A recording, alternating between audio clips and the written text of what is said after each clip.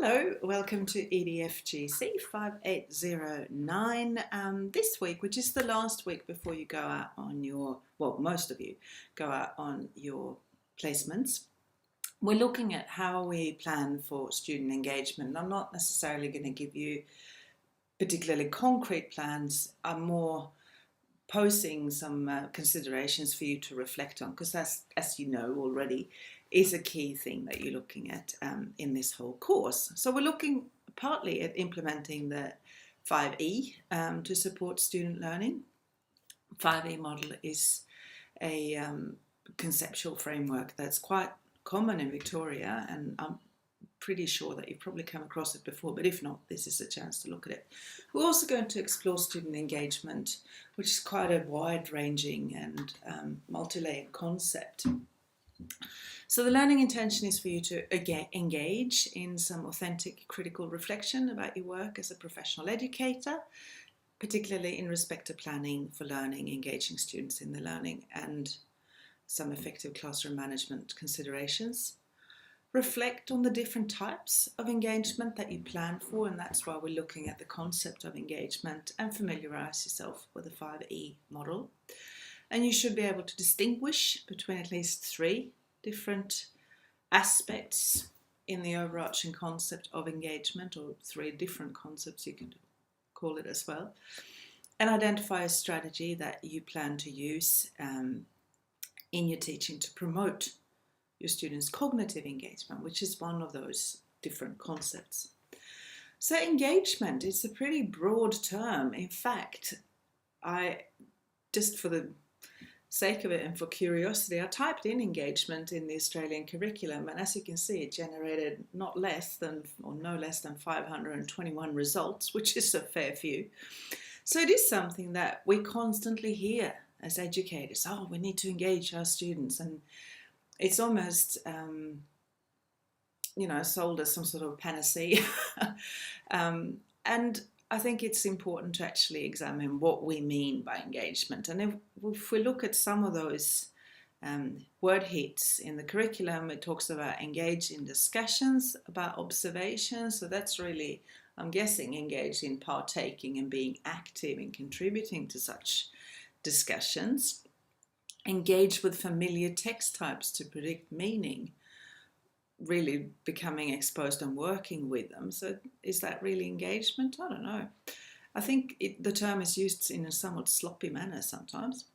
Plan, structure and design media artworks that engage audience. That perhaps gets a little bit closer to the type of engagement that we're going to have a look at.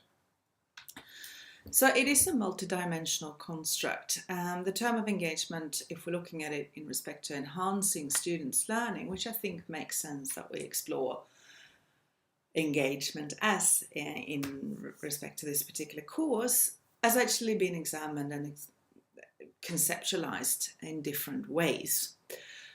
One way of looking at it, and kind of the origin really of looking at engagement from a research point of view in a school context, was to prevent school dropout and make sure that students completed their schooling. And that's certainly something, if we look at the Melbourne Declaration for Young Australians, it's the idea of lifelong learning, and we want to, there are so many different policies to make sure that we have a continuing schooling, and that's, from a curriculum point of view, one aspect of engagement that I think is quite clear.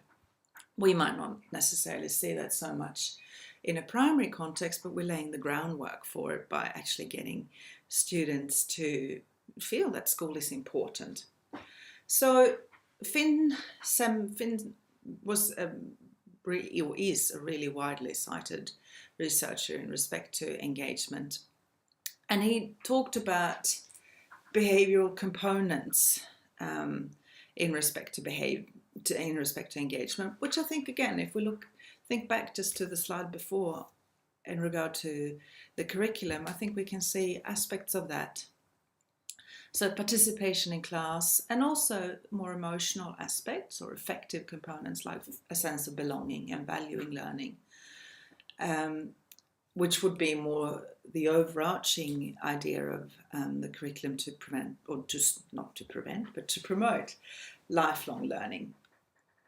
Fredericks, Bloomfield and Paris are also researchers in this area, and they've written a really widely cited paper as well, which follow on from what Finn was talking about. They talk about engagement as a construct that can touch on both how students behave and how they feel and how they think. So they talked about behavioural engagement in respect to participating in academics and social activities, being on task, which is probably the easiest one we can see. We can see when students are disengaged, and when they look bored and when they start mucking up, if you like.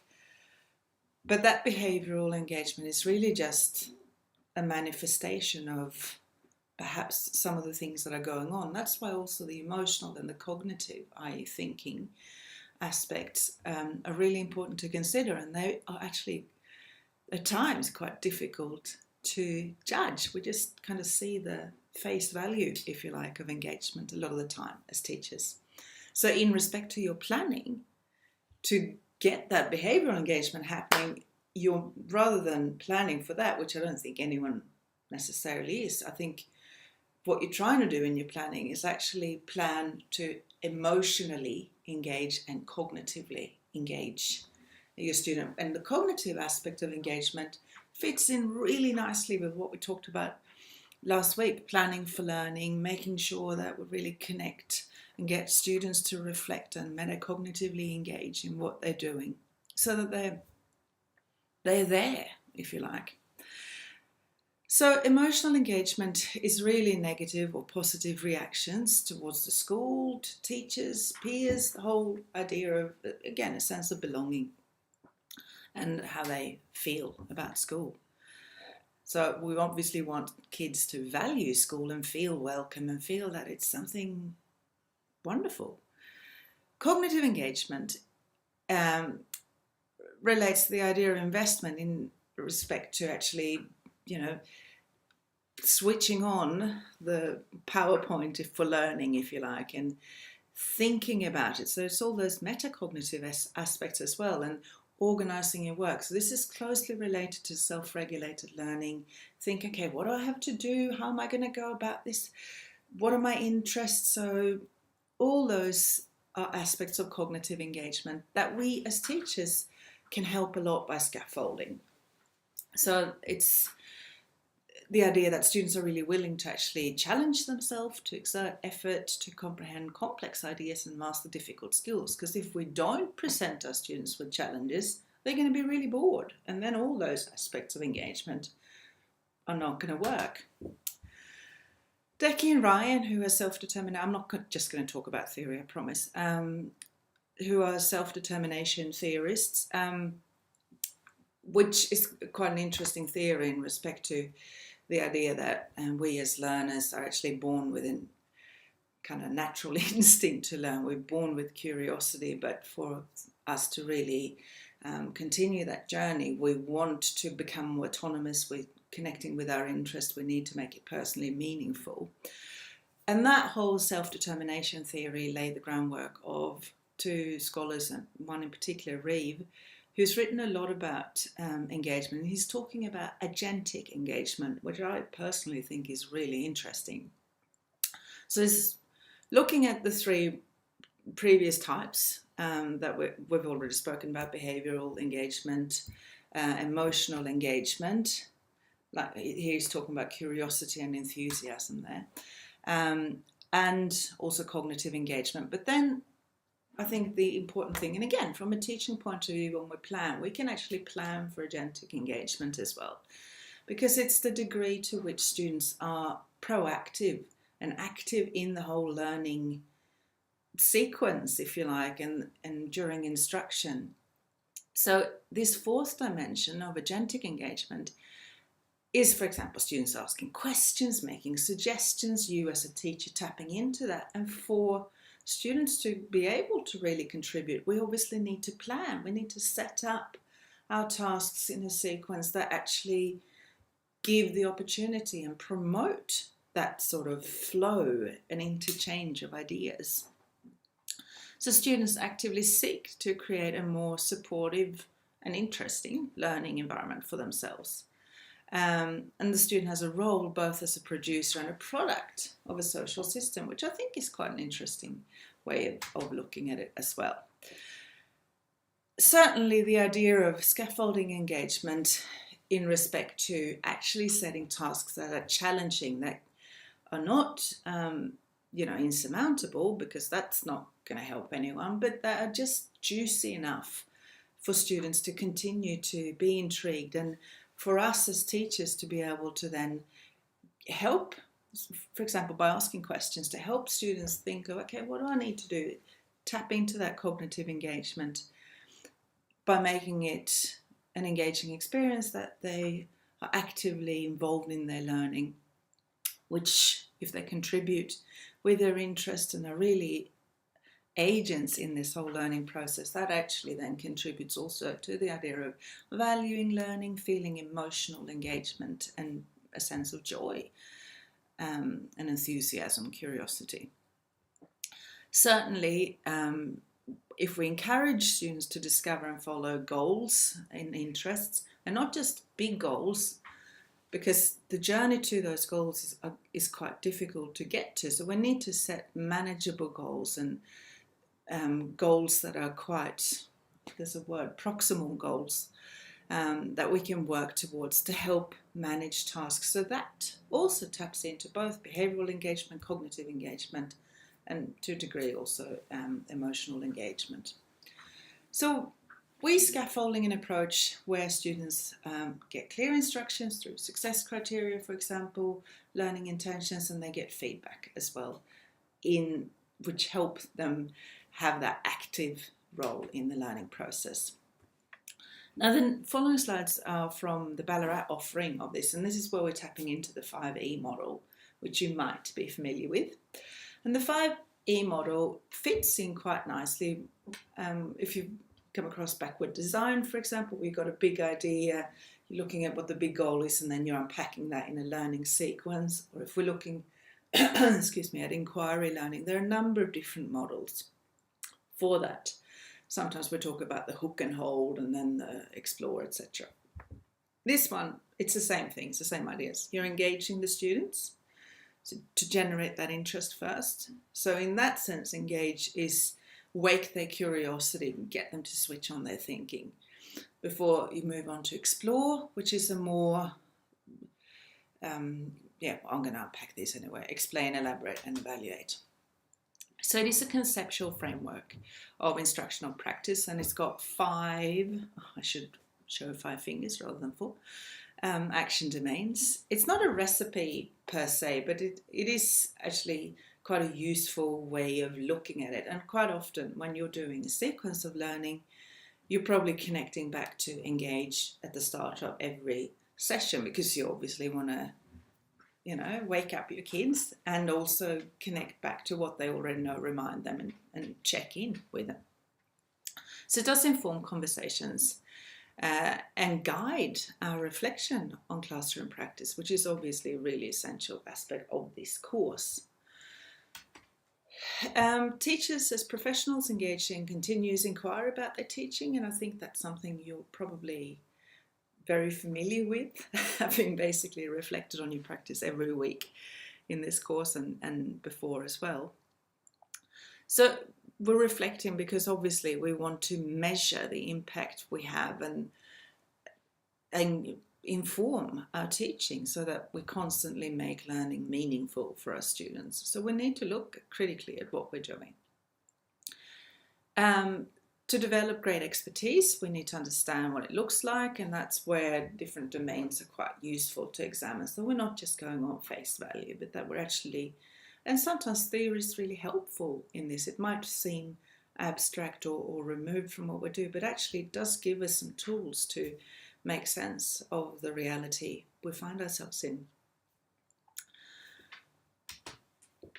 Research, as I've touched on already, agrees that high quality instruction in the classroom does actually require students to engage in intellectually demanding work, and I think that is so important. Not only am I speaking as an old gifted and talented enrichment teacher, But as a teacher in general, it is, unless we really actually challenge our students, we're selling them short. So it's so important that we scaffold that. A lot of the time we kind of default to looking at the students who need extra help, and everyone needs help. That's fine, but we just constantly need to make sure that we're challenging all our students. And that's where the planning and planning for engagement comes in. So, looking then at the first step of this model, in the engage zone, if we like, we foster positive relationships. So there is an aspect of emotional engagement there as well. By developing shared expectations, communicating those, very much an idea of formative assessment and something that you're doing as part of your planning. We stimulate interests and curiosity. So we think of different ways of waking up our students, if you like, whether we're doing that through a song or a story or a video clip or a picture. It could be all sorts of things. So in this particular phase, we structure tasks and elicit students' prior knowledge. So generate their interest, hook them, if you like, and then tap into what they already know again, so we can continue to make the whole experience meaningful. We present a purpose for learning, so learning intention, where it's all going, and set the challenging goals that are not just the big goal, but proximal goals that break up the whole journey and also give students the ability to actually have input and become agents in that learning. So engaging capabilities are things like developing shared norms, because it all contributes to that when we do it, when we explicitly set out to engage our students and communicate these aspects. We determine the readiness for learning, and that's where the prior understanding fits in, and we establish learning goals and develop a metacognitive capacity by asking questions. For example, once we've set goals, we need a goal in order to measure and reflect whether or not we're on track. The next phase, the explore phase, is where we probably, again, scaffold and more detailed things, where we might have stations. We've set up something that gives the students the opportunity to generate and investigate questions and gather information and develop ideas. So a lot of the time, that explore phase is probably a more extended phase, and all these aspects need to be carefully scaffolded in our planning, or planned in order to be scaffolded. We provide tools and procedures for students to organise their information. So some of our teaching there is going to be really explicit. Okay, this is how we do it. We might not do it in a big group. We might do it in smaller groups. But this is where we give students the skill to learn, if you like, and to generate a deeper understanding of the various concepts that they're doing. We identify students' conceptions and we challenge misconceptions and expand the perspective. So a lot of different things in there. So this promotes inquiry, it helps structure the inquiry. So it's not something we're just saying, oh, go and look on the computer. We are making sure that we actually set up this whole learning sequence and maintain session momentum, because we keep building. In fact, this whole sequence is a building sequence. We then move into the explain, where the teacher provides opportunities for students to demonstrate their current level of understanding. So it's like a draft almost. Understanding through verbal and non-verbal means. We teach relevant knowledge, concepts and skills, and that can be presented in multiple ways. Again, something we're planning, something we're documenting. This is where we're seeking to do it. Just the whole 5E model just gives us kind of hooks to hang up this sequence. It doesn't become Groundhog Day where we're not really going anywhere. We're just stuck in a rut, but we're trying to deepen the whole inquiry and make it more meaningful, to generate deep and meaningful, nuanced knowledge. We assist students in representing their ideas using language. So this is as they're developing towards a presentation, for example, or whatever it is. And this presents new content because we're deepening that understanding. It might be meta language, so language and literacy in connection to special terms and concepts that students need to understand, and strengthen the connection between prior understandings, new understandings, and the big picture. I'm just looking at the time. Also, in the next step, elaborate. We as teachers engage students in dialogue that help extend and refine students' understanding. We help students identify and define the big relationships. Now we're getting into some more abstract territories, if you like, between concepts, and to generate principles or rules to kind of get a bigger picture. We select contexts from the familiar to unfamiliar. So this is, if we're looking at this from Piaget's sense, the idea of that we've got schema, we've got ideas that we're then relating new knowledge to. So it's the same thing, it fits in with those ideas as well. We support the students to create and test hypotheses, make and justify decisions. So again, it becomes a deeper experience, something that we're planning for again. We monitor student understanding and provide explicit feedback, and this is throughout the whole journey, and adjust our instructions. So again, this is a formative assessment which is informing constantly the whole process of what we're doing. This facilitates substantive conversations and cultivates higher order thinking, which is really important, and again fits in with self-regulated learning. Then the last step, evaluate, is where we support the students to continuously refine and improve their work. We revisit the success criteria, assessment criteria before that final task that's all leading up to that we actually use for reporting purposes as well. We integrate evidence from each phase that we've gone through. Excuse me, I've got hiccups. And formally record students' progress against the learning goal. And this is something that we've done constantly. This is just where we kind of formalize it.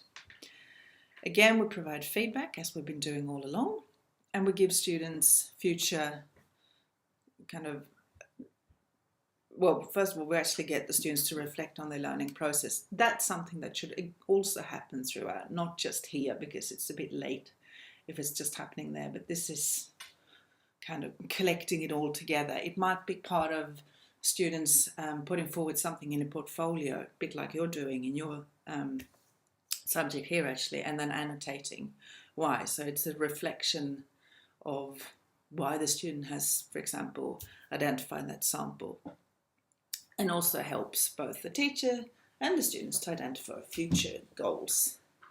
So this is where we're kind of assessing for reporting purposes. So it's an assessment of learning in this sense, because we're judging it against the standards. Self-assessment is actually throughout there as well. Now, one little task, have a read of the profile statements for one of the domains, whether you're picking engage, explore, explain, elaborate. I've got that twice, or evaluate anyway. One elaborate is enough.